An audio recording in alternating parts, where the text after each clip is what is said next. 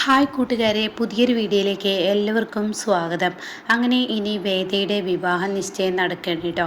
അപ്പോൾ ഇവരുടെ വിവാഹ നിശ്ചയത്തിന് മുന്നേ ഇവരുടെ കുടുംബക്ഷേത്രത്തിലോട്ട് പോകാൻ എന്നുള്ളൊരു തീരുമാനം നടക്കുകയാണ്. ആ സമയം ഇവിടെ പത്മ സൂര്യയും നന്ദിനിയും വരാൻ പാടില്ല എന്ന തീരുമാനം പറയുന്നുണ്ട് കേട്ടോ. അപ്പോൾ ഇത് കേൾക്കുമ്പോൾ ഒരിക്കലും സഹിക്കാനാവില്ല സൂര്യ. ആ ഒരു റിവ്യൂ ആണ് കേട്ടോ ഞാനിവിടെ പറയാൻ പോകുന്നത്. അങ്ങനെ ഇവരുടെ കുടുംബക്ഷേത്രത്തിൽ നിന്ന് ഒരു പരമേശ്വരി എന്ന് പറയുന്ന ഒരാൾ എത്തുന്നുണ്ട് കേട്ടോ. ഇത് പത്മയുടെ കുടുംബത്തിലുള്ള ഒരാൾ തന്നെയാണ്. അങ്ങനെ ഈ പരമേശ്വരിയാണ് ഇനി പത്മയെ തകർക്കാൻ പോകുന്നത് കേട്ടോ. പത്മയെ തകർക്കില്ല, അവർ കൊല്ലാൻ തന്നെ ശ്രമിക്കുന്നുണ്ട്. അങ്ങനെ അവരൊരു ദിവസം വീട്ടിലോട്ട് വരികയാണ്. അപ്പോൾ ഇവരുടെ കുടുംബക്ഷേത്രത്തിലെ കുലസ്വാമിയെയും കൊണ്ടാണ് അങ്ങോട്ടേക്ക് വരുന്നത് കേട്ടോ. അങ്ങനെ ആ ഒരു വിഗ്രഹവും കൊണ്ട് അവിടെ വന്ന് പൂജ ചെയ്യാനുള്ള ആ കാര്യങ്ങൾ ഇങ്ങനെ നടത്തുകയാണ്.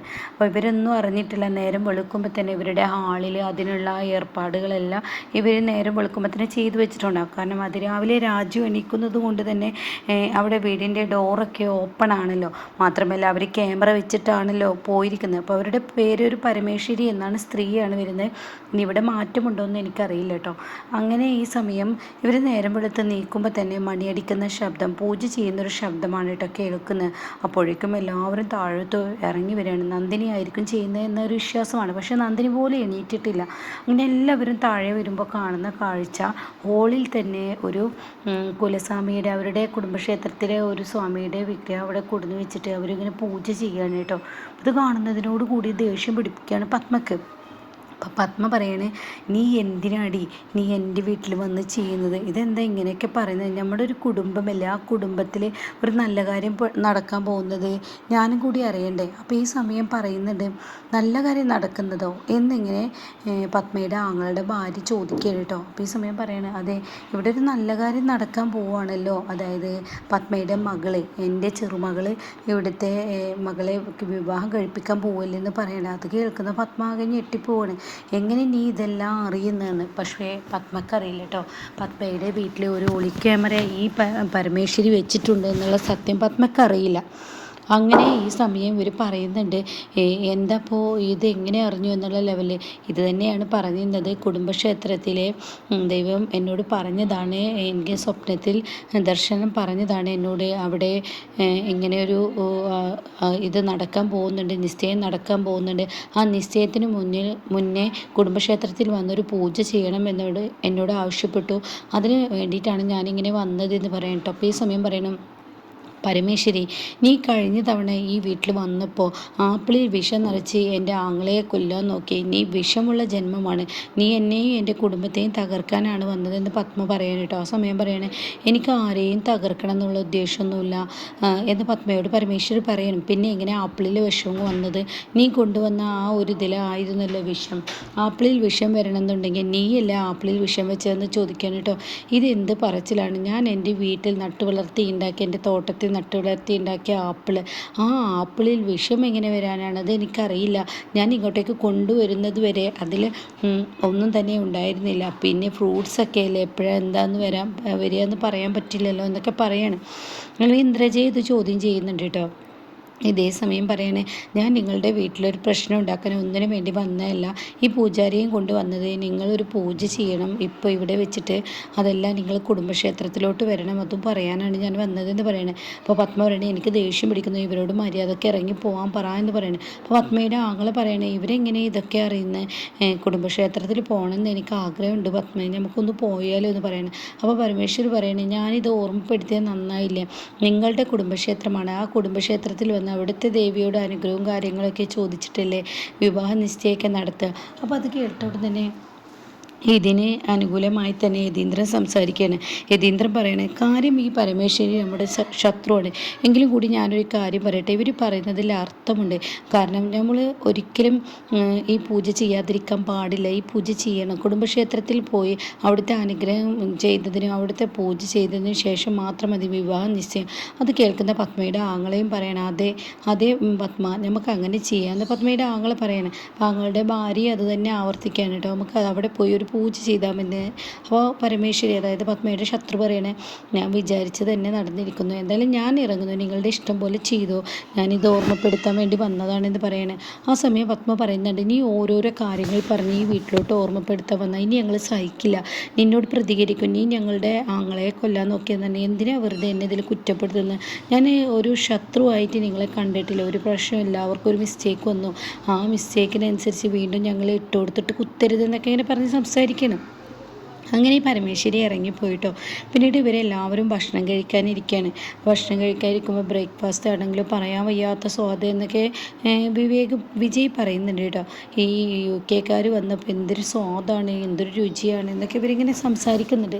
ഇതേ സമയമാണെങ്കിലോ ഈ സംസാരിക്കുന്നിടയിൽ ഉടൻ തന്നെ പത്മ ഇങ്ങനെ പറയാണ്, എന്തായാലും വിവാഹ നിശ്ചയം നടത്തണം, കുടുംബക്ഷേത്രത്തിൽ പോകണമെന്ന് നിങ്ങൾ ആവശ്യപ്പെട്ടു, അപ്പോൾ നമുക്ക് കുടുംബക്ഷേത്രത്തിൽ പോകാമെന്ന് പറയാം കേട്ടോ. അപ്പോൾ ഇത് കേട്ട ഉടനെ യതീന്ദ്രൻ പറയണം, നമ്മളെല്ലാവർക്കും കൂടി ഒരുമിച്ച് പോകാമെന്ന് പറഞ്ഞ ഉടനെ ഒരൊറ്റ വണ്ടിയിലോട്ട് നമുക്ക് പോവാം, ഒരൊറ്റ വണ്ടിയിലുള്ള ആൾ മതിയെന്ന് പറയണം കേട്ടോ. അപ്പോൾ ഇത് കേട്ട ഉടനെ പത്മയോട് പറയണം, ഒരൊറ്റ വണ്ടിയിലുള്ള ആളല്ലല്ലോ നമ്മുടെ വീട്ടിലുള്ളത്, 2 വണ്ടി എടുക്കണ്ടേ, സൂര്യ, നന്ദിനി, അങ്ങനെ എല്ലാവരും ഇല്ലേ. അത് കേട്ട ഉടൻ തന്നെ പത്മ പറയണേ, അതെ എൻ്റെ മകളുടെ വിവാഹ നിശ്ചയമാണ്, ഈ നിശ്ചയത്തിൽ സൂര്യയും നന്ദിനിയും പങ്കെടുക്കരുതെന്ന് പറയും കേട്ടോ. അപ്പോൾ ഇത് കേട്ട ഉടൻ തന്നെ സൂര്യക്ക് ദേഷ്യം പിടിക്കുകയാണ്. അപ്പോൾ ഉടൻ തന്നെ യതീന്ദ്രൻ പറയണേ, ഈ വേദയുടെ ആങ്ങളെയാണ് സൂര്യ, അതിന് ചിന്തിക്കണം, അവർ സഹോദരങ്ങളാണ്, അവരുടെയൊക്കെ വിവാഹിച്ചത്, അതിന് വേദ ഇവൻ്റെ പെങ്ങളാണ്, അനിയത്തിയാണ് എന്നുള്ള ആ ഒരു തോന്നൽ ഇവനിൽ ഇന്നേ വരെ ഉണ്ടായിട്ടില്ലല്ലോ. വേദയെ കണ്ടുടൻ വിട്ട് ആക്രമിക്കാൻ നോക്കുന്നൊരു വ്യക്തിയല്ലേ ഇവന്. അപ്പോൾ സൂര്യ ഇവിടെ പങ്കെടുക്കുന്നത് എനിക്കിഷ്ടമല്ല, സൂര്യ വരാൻ പാടില്ല എന്ന് പറയട്ടോ. അപ്പോൾ ഇത് കേൾക്കുന്ന നന്ദിനിക്ക് ഭയങ്കര സങ്കടമാണ്. അപ്പോൾ സൂര്യയാണെങ്കിലോ, അതെ നിങ്ങൾ ഓരോന്ന് പറയുമ്പോൾ അപ്പോഴേക്കും യതീന്ദ്രൻ പറയണ, സൂര്യ നീ ഇവർക്കിടയിൽ സംസാരം ഉണ്ടാക്കില്ലെന്ന് പറയണേ. അപ്പോൾ തൻ്റെ ഡാഡിയെ എന്താക്കി തന്നെ, പിന്നെ അതുമാത്രമല്ലല്ലോ വേദയും പറഞ്ഞിട്ടുണ്ടല്ലോ, എൻ്റെ അമ്മയുടെ ഇഷ്ടമാണ് എനിക്ക് ഏറ്റവും വലുതെന്ന്. അങ്ങനെ സൂര്യക്ക് വലിയ സങ്കടമായി, സൂര്യ അവിടെ നിന്ന് എണീറ്റ് പോവാണ് കേട്ടോ. ഇത് കാണുന്ന നന്ദിനിക്കും ഭയങ്കര വിഷമാവുകയാണ്. അങ്ങനെ പിന്നീട് ഇവരെല്ലാവരും പെട്ടെന്ന് ഒരുങ്ങി അവിടെ നിന്ന് പോവുകയാണ്. അപ്പോൾ ഈ സമയമാണെങ്കിൽ ഈ പരമേശ്വരി ഒരു ഗുണ്ടക്ക് വിളിക്കുന്നുണ്ട്, അവരെ ഇന്ന വഴിയിൽ വരും, ആ വരുന്ന സമയത്ത് അവരെ അടിച്ച് പരുവമാക്കണം, അതിൽ ഏറ്റവും കൂടുതൽ അടി കിട്ടേണ്ടത് പത്മക്കായിരിക്കണം, പത്മയും യതീന്ദ്രനും മരിക്കണം എന്നുള്ള ആ ഒരു തീരുമാനം പരമേശ്വരി അവരോട് പറഞ്ഞിട്ടുണ്ടാവും കേട്ടോ.